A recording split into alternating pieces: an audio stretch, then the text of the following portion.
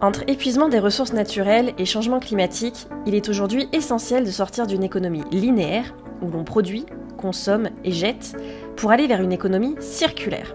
Conscient de ces enjeux, l'ADEME et la région Île-de-France portent l'objectif d'une région francilienne zéro plastique à usage unique d'ici 2030. Ensemble, elles accompagnent les acteurs et les territoires dans la création et la structuration de filières locales de réemploi et de recyclage. Parmi les sujets les plus importants aujourd'hui qui sont devant nous, c'est la question des plastiques. On en produit beaucoup trop, et notamment du plastique. Peut-être faisons la distinction d'ailleurs entre les plastiques qui sont utiles et puis les plastiques qu'on va oser qualifier d'inutiles. Je pense notamment aux emballages, les plastiques à usage unique, tout ce qu'on jette très rapidement à la poubelle et qui a vocation vraiment à diminuer parce qu'on en produit beaucoup trop. En Île-de-France, c'est 850 000 tonnes par an. Et pourquoi les déchets plastiques, ça pose un problème? D'abord parce que pour fabriquer du plastique, il faut des énergies fossiles, c'est du pétrole principalement. Et comme il faut réduire notre dépendance aux énergies fossiles, il faut donc réduire cette dépendance matière vis-à-vis du pétrole qui fabrique du plastique. Ensuite, le plastique, comme beaucoup d'autres matériaux, il émet des polluants qui ne sont pas forcément très bons pour la santé. Je pense notamment aux perturbateurs endocriniens, on en entend parler de temps en temps. Donc ça, c'est vraiment un problème de santé publique aussi de réduire les plastiques. Et puis enfin, il y a évidemment la nature, la biodiversité. Beaucoup de plastique dans les océans et c'est une véritable catastrophe écologique aujourd'hui. La réglementation française est claire, il faut arrêter les emballages plastiques à usage unique, à la fois parce qu'ils ont une durée de vie trop courte, et puis parce que leur multiplicité de résines constituant justement ces emballages ne permettent pas de favoriser leur recyclage. Dans un premier temps, il y a l'enjeu du réemploi, donc allonger la durée de vie des produits, ça c'est un premier point. En l'occurrence, tout ce que l'on fait dans le cadre de la consigne du réemploi est une des solutions. Ensuite, il y a la question de la substitution du plastique par du verre, par de l'inox, qui permet en l'occurrence d'allonger la durée de vie, mais aussi y donner un meilleur score environnemental. Et enfin, tout ce qui va concerner le recyclage et le réemploi des matières plastiques recyclées, qui va permettre là aussi de leur donner une durée de vie plus longue, limiter leur impact, mais aussi leur donner une haute valeur ajoutée compte tenu de leur qualité et la valorisation d'une matière qui initialement était un déchet. L'ADEME et la région, dans le cadre du réemploi et de la substitution, ont soutenu depuis 2016 une centaine de projets pour plus de 9,2 millions d'euros d'aides versées. Concernant l'incorporation et le recyclage, avec l'appel à projets en place lancé en 2021 et 2022, l'ADEME accompagne une quinzaine de projets pour plus de 5 millions d'euros d'aides versées.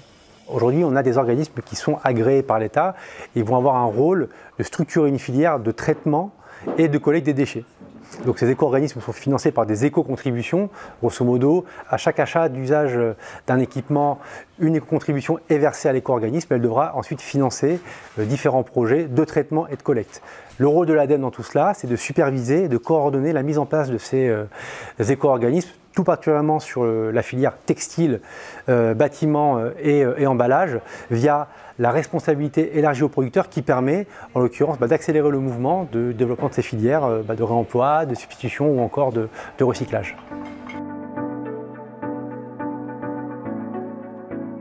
En Île-de-France, on a vraiment commencé, amorcé, notamment avec l'ADEME, à mettre en place toute une série d'expérimentations. Je pense notamment au vrac, le fait d'acheter dans des commerces des aliments ou n'importe quoi, mais qui n'est pas emballé. L'autre idée, c'est les cantines. Là aussi, on a un gisement d'efforts à faire pour faire en sorte que toutes les cantines arrêtent d'utiliser des emballages ou des contenants jetables, mais qu'ils utilisent des contenants réutilisables. Il y a aussi la question des marchés publics. Aujourd'hui, toutes les collectivités ont une puissance de tir extrêmement forte en faisant des marchés publics, en achetant des produits.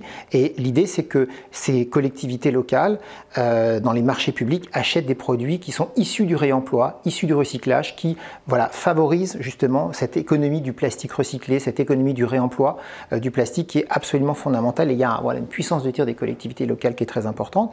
Et puis enfin, il y a un dernier point, c'est la restauration à emporter, la restauration rapide. L'idée, c'est là aussi de créer des circuits où on achète dans un restaurant un produit, dans un autre restaurant, on dépose le contenant qui est vide plutôt que de le jeter. Et là, il y a un circuit de lavage de ce contenant qui est remis en circulation dans la restauration rapide. Voilà, ça c'est des expérimentations qu'on a commencé à faire en Île-de-France, qui marchent très bien. Et maintenant, les enjeux à 2030 et au-delà, c'est de généraliser tout ça, de faire en sorte que ce soit le quotidien de tout un chacun. Alors les projets soutenus ont des résultats qui sont déjà perceptibles et très probants. 60 000 tonnes de déchets plastiques évités, plus de 6 millions d'emballages plastiques évités sur le marché. C'est déjà des résultats qui sont extrêmement satisfaisants. Nous sommes en train de dessiner la future industrie francilienne de demain du recyclage, où il y aura nécessité d'avoir des acteurs sur l'ensemble de la chaîne de valeur. Et pour ça, la région et l'ADEME s'associent depuis de nombreuses années pour soutenir des études de faisabilité, soutenir de l'expérimentation, investir sur l'ensemble de l'appareil productif pour accompagner ces entreprises, les entreprises de demain, à créer ce modèle de société qu'on appelle de nos voeux plus durable, plus soutenable et plus inclusif. À l'échelle de l'Île-de-France, le développement des filières de réemploi et de recyclage du plastique encourage l'émergence de nouveaux métiers non délocalisables. Pour accompagner activement cette transition vers l'économie circulaire, chaque citoyenne et citoyen a un rôle à jouer. Changer ses habitudes au quotidien, c'est aussi cela l'économie circulaire.